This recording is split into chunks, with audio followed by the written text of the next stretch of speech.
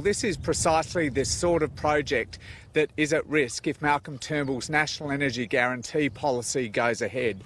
We've been saying for some time now that federal Labor is up for a mature bipartisan discussion around an energy policy that creates investor certainty, because we know that is what will create the investment, the flow of jobs and downward pressure on power prices for Australian households and consumers.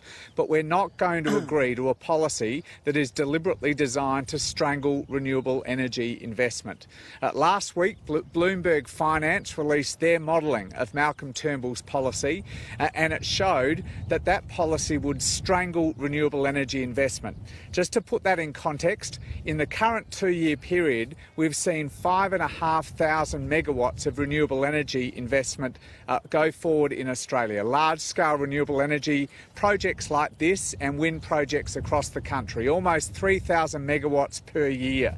Now, Bloomberg tells us that Malcolm Turnbull's policy would result in a 95% cut in annual investment in large-scale renewables, down to just 150 megawatts of large-scale renewable energy investment each year over the course of the entire decade of the 2020s, at a time when we know the cost of large-scale solar and wind is continuing to come down, and a time we need to renew our ageing, increasingly unreliable electricity generation infrastructure.